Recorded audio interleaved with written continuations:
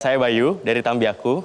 Ini Tambiaku berasal dari bahasa Dayak yang artinya nenekku, karena ini dedikasi karena nenek kita itu yang ngenalin tanaman sorghumnya ke kita. Dan visi kita menjadi perusahaan makanan sehat berbahan dasar sorghum yang affordable. Jadi pantas untuk petani dan cocok juga untuk kantong konsumen. Nah kemudian manfaat sorghum apa aja sih? Ada gluten free, low GI, high fiber, dan lain sebagainya. Ini tanaman lokal yang sangat luar biasa ya menurut kita, makanya kita pengen angkat lagi. Nah, kemudian kita udah trusted, kita mungkin udah ada di beberapa supermarket seperti Aeon, ada Food Hall, dan lain sebagainya. Customer segmen kita itu 25 sampai 35 tahunan. Karena kita fokusnya ke ibu-ibu muda, karena ibu-ibu muda itu yang kenalin ya ke anak-anaknya terkait tentang rasa. Dan mereka juga harus well educated soal healthy. Nah ini di Tambiaku Distribution Channel kita masuk dari Aceh sampai Papua melalui jaringan reseller kita dulu awalan. Kemudian kita juga punya jaringan distributor kita juga masukin nanti ke supermarket yang ada di wilayahnya masing-masing. Nah ini laporan penjualan kita hit di 2023 per Oktober ini itu sekitar 2,5 M something. Apa sih yang kita butuhkan? Sebenarnya kita butuh untuk disupport dari segi ekosistem lokalnya, khususnya petaninya, itu dari bantuan dari Saprodinya. Saprodi ada bibit, ada pupuk, karena petani juga membutuhkan itu, dan pasca panen sebenarnya. Overall kita butuh sekitar 45 jutaan untuk bantu si petani, karena dengan ini juga akan membantu sumber daya kita, source kita. Ketika kita create satu market, artinya kan kita butuh ketersediaan bahan baku itu di situ. Jadi apa yang ditawarkan? Ya, sebenarnya kita menawarkan lebih ke yang kayak tadi, bantuan untuk ke farmersnya. Even itu mau loan, kita juga siap kok untuk pinjam itu, karena kita butuh dari bahan baku sih, penjagaan bahan baku juga. Dan kita pengen ekosistem petani ini terus bertumbuh. Kenapa nggak dari, nggak dari Tambiaku aja yang bantu petani? Karena kan ini kan plasma, mungkin ke plasma baru kita ya Pak. Mungkin di situ bisa, jika Dewan Panelis berkenan, bisa dibantu juga di situ. Jadi kalau kita negosiasi bisnis gitu, kita harus jelas objektif yang kita inginkan itu apa. Nah seperti tadi itu tidak jelas sebenarnya. Mau menawarkan kerjasama bisnis kah, equity kah, ternyata lebih ke social things ya. Maksudnya lebih ke hibah atau membantu teman-teman petaninya. Bukan nggak bagus, tapi tidak jelas.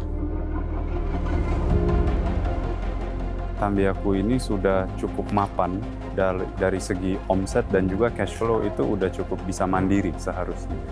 Jadi angka yang diajukan Tambiaku, dan kalau saya nggak salah itu sebagai hibah ya, itu saya rasa bukan business proposition yang bagus. Kita selalu juga ingin menekankan seni dari deal making itu ya ada dinamikanya gitu, ada give and take, dan semoga kita selalu bisa keluar dengan win-win solution. Jadi Tambiaku ini punya 2 unit bisnis. Yang tadi ditampilkan hanya unit produk yang 2 miliar. Ada lagi unit lain yaitu pertanian dan penjualan bahan baku yang bentuknya plasma. Ini plasma ini kan bukan miliknya mereka. Jadi plasma itu dia membina petani, ngajarin petani untuk bisa menanam sorghum, untuk mau menanam sorghum. Nah produknya diserap oleh ekspor. Nah ini yang sekarang menjadi kesulitan, karena petani itu walaupun dia nggak mau investasi sendiri untuk membeli mesin pipil gitu, supaya karena kan jadi kontaminasi dan seterusnya, pegang tangan itu bisa jadi masalah baru begitu. Sorghum ini udah dikenal di mana aja ya? Tadi bilang jual di luar negeri juga ya? Beberapa kita masuk kayak Shopee Singapura ya, juga ada masuk. Terus juga ada jaringan tadi di luar negeri, sebenarnya ada distributor gitu dari daerah Colorado, dia masukin ke pasarnya dia, karena kita taunya beli putus. Dan kita juga ngelayanin ini OEM atau white label. Jadi doing OEM juga ya untuk produk-produk yang lain? Iya, karena kan sekarang juga kita pengembangan ya, kita bikin mie sorghum juga.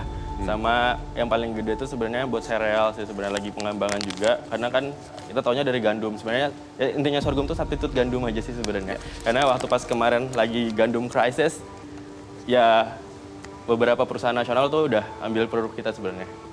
Saya ini cancer survivor. Jadi siap, saya sudah mengenal produk sorghum. Cuma saya baru tahu ada kayak popcorn, menarik juga rasanya. Thank you, lumayan enak. Jadi I think in terms of diversity of product itu lumayan menarik ya. Saya juga belum lihat kecap manis dari sorghum juga saya baru tahu sekarang. Kalau kue kan udah cukup agak banyak ya dari sorghum, dari mokaf, dari lain-lain. Jadi menarik sih karena saya butuh makanan sehat. Jadi saya tadi cek nih, kan di sini ditulis nih Instagramnya Tambiaku. Saya search banyak banget Tambiaku. Ya, reselleran Bu. Tambiaku Depok, Tambiaku Jakarta, Tambiaku Serang, Kalimantan, Bali, Banjarmasin, Blitar, Semarang, Bandung, Bogor, Cirebon, Karawang, SDA, Tangsel, dan lain-lain. Saya cek followersnya 20, 30, dan lain-lain. Ya. Suggestion, you might want to control your resellers. Saya terima sebenarnya, cuman ketika reseller ini kita buka ya, dan sistem kita udah membuka reseller itu, kita nggak bisa terlalu banyak membatasi orang untuk berjualan.